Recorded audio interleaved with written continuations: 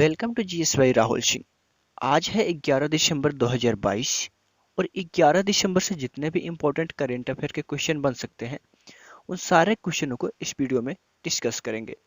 तो आप वीडियो को अंत तक देखिएगा और इस वीडियो की जो पीडीएफ है वो हमारे डिस्क्रिप्शन बॉक्स से आप डाउनलोड कर सकते हैं।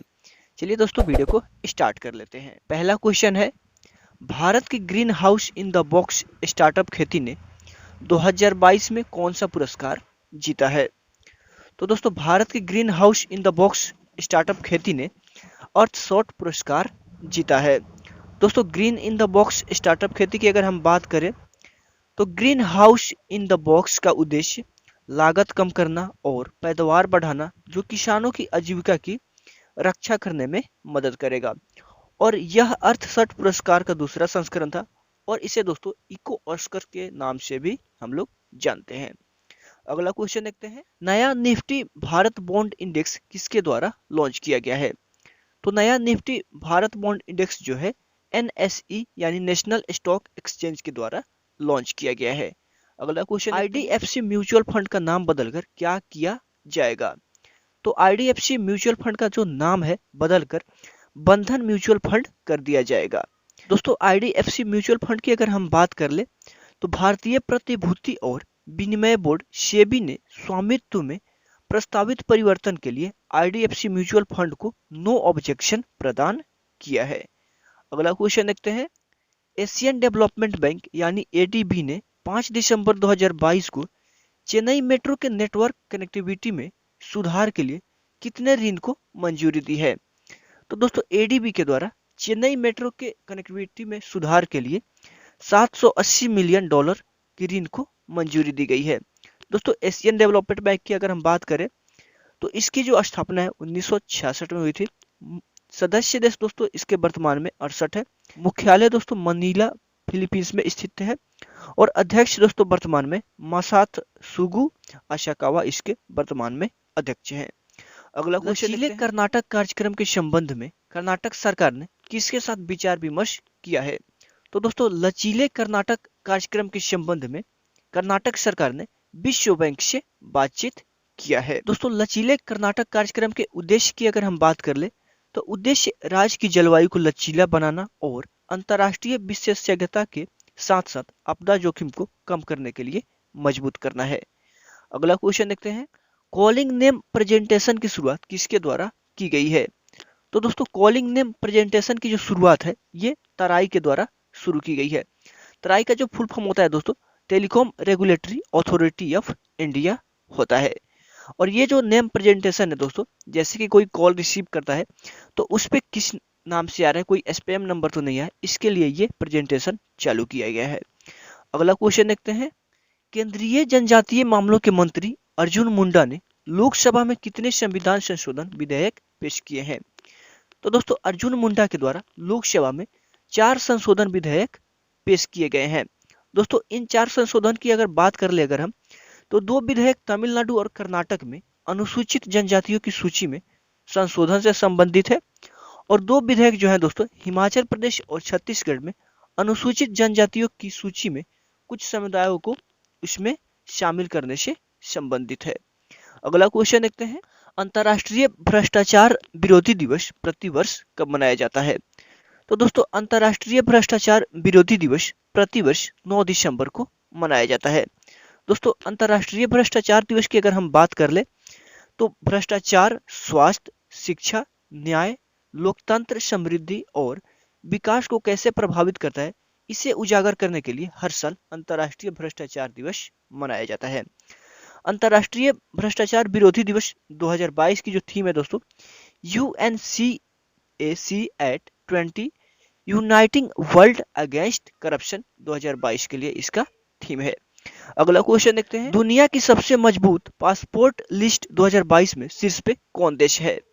तो दोस्तों दुनिया की सबसे मजबूत पासपोर्ट लिस्ट में शीर्ष पे जो है दोस्तों यूएई है यानी यूनाइटेड अरब अमीरात है। दोस्तों पासपोर्ट लिस्ट की अगर हम बात कर ले तो यूएई के बाद दोस्तों Germany, Sweden, Finland, Luxembourg, Spain और फ्रांस का स्थान है। भारत दोस्तों वही 87 स्थान पे है और अफगानिस्तान जो है दोस्तों अंतिम स्थान पे है। पाकिस्तान की बात कर ले दोस्तों तो पाकिस्तान 94 स्थान पे है। अगला क्वेश्चन देखते हैं, 9वीं विश्व आयुर्वेद कांग्रेस और आरोग्य एक्सपो 2022 का उद्घाटन कहाँ हुआ है? तो दोस्तों आरोग्य एक्सपो 2022 का जो उद्घाटन है ये दोस्तों गोवा में हुआ है। दोस्तों विश्व आयुर्वेद कांग्रेस दिवस की अगर हम बात कर ले तो इसका उद्घाटन केंद्रीय पर्यटन और जहाजरानी बंदरगाह और जलमार्ग राज्य मंत्री श्रीपाद नाइक, मुख्यमंत्री प्रमोद सावंत और वैद्य राजेश कोटिया ने किया था। इसके उद्देश्य की बात कर ले तो इसका उद्देश्य वैश्विक स्तर पर चिकित्सा की आयुष प्रणाली की प्रभावकारिता और ताकत का प्रदर्शन करना है। अगला क्वेश्चन देखते हैं, भारत के द्वारा कितने ग्रीनफील्ड हवाई अड्डे स्थापित करने के लिए सैद्धांतिक मंजूरी दी गई है? तो दोस्तों भारत के द्वारा 21 ग्रीनफील्ड हवाई अड्डे को सैद्धांतिक रूप से बनाने के लिए मंजूरी दी गई है।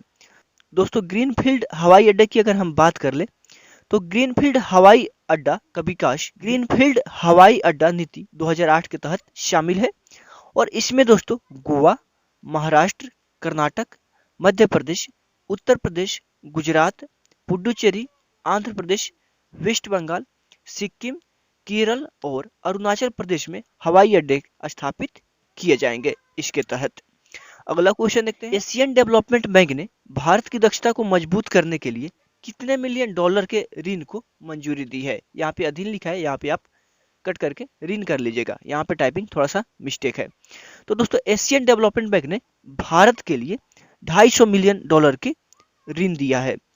दोस्तों एशियन डेवलपमेंट बैंक की अगर हम बात कर ले तो इसका जो मुख्यालय है दोस्तों मनीला फिलीपींस में है। स्थापना दोस्तों 1966 में हुई थी। सदस्य देश वर्तमान में दोस्तों 68 है और अध्यक्ष दोस्तों मतास सुगु अशाकावा इसके वर्तमान में अध्यक्ष हैं। अगला क्वेश्चन देखते हैं, फोर्ब्स की 2022 में दुनिया की 100 सबसे शक्तिशाली महिलाओं की वार्षिक सूची कब जारी की गई है? तो दोस्तों 100 सबसे महिलाओं की जो वार्षिक सूची है ये दोस्तों 7 दिसंबर 2022 को जारी की गई है। दोस्तों इन लिस्ट में कुछ भारतीयों का नाम है, आइए इन्हें हम देखते हैं। वित्त मंत्री निर्मला सीतारमण जो कि इस लिस्ट में 36वें स्थान पे है। रोशनी नादर दोस्तों इस लिस्ट में 53वें स्थान पे है। सेबी अध्यक्ष माधवी पुरी बुच 54वें स्थान पे है। SAI अध्यक्ष सोमा मंडल 67वें स्थान पे है और बाइकोट की कार्यकारी अध्यक्ष मजमूदार 172वें स्थान पे है और वहीं दोस्तों नायका की संस्थापक फाल्गुनी नायर 89 स्थान पे है। अगला क्वेश्चन देखते हैं, उत्तर प्रदेश के वाराणसी में यूनिवर्सल कवरेज डे 2022 का उद्घाटन किसके द्वारा किया जाएगा? तो दोस्तों यूनिवर्सल कवरेज डे 2022 का जो उद्घाटन है राज्यपाल आनंदीबेन पटेल के द्वारा किया जाएगा। अगला क्वेश्चन, किस राज्य सरकार ने नौकरियों के लिए नया AI आधारित कौशल पोर्टल तैयार किया है? तो दोस्तों AI को आधारित कौशल पोर्टल कर्नाटक सरकार के द्वारा शुरू किया गया है। दोस्तों इस पोर्टल की अगर हम बात कर ले तो इसे नया रूप दिया गया कर्नाटक स्किल कनेक्ट पोर्टल, जिसमें वर्तमान में 7500 नौकरियां हैं।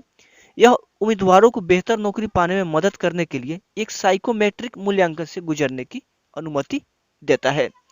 अगला क्वेश्चन देखते हैं, भारतीय नौसेना के जहाज बांग्लादेश नौसेना द्वारा आयोजित किए जा रहे पहले अंतर्राष्ट्रीय फ्लीट रिव्यू यानी IFR में भाग लेने के लिए कॉक्स बाजार बांग्लादेश पहुंचे हैं। इनमें नौसेना के कौन से जहाज शामिल हैं? तो इनमें भारतीय नौसेना के 3 जहाज शामिल हैं, INS कोच्चि, INS कवारती और INS सुमेधा शामिल है।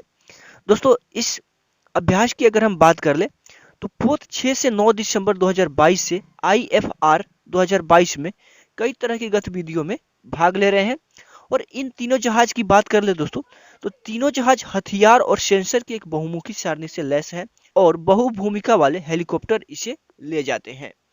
अगला क्वेश्चन देखते हैं, RBI ने सार्क मुद्रा विनिमय ढांचे के तहत किस देश की मौद्रिक प्राधिकरण के साथ एक मुद्रा स्वैप समझौते पर हस्ताक्षर किए हैं? तो दोस्तों RBI ने मालदीव के प्राधिकरण के साथ मुद्रा स्वैप पे हस्ताक्षर किए हैं।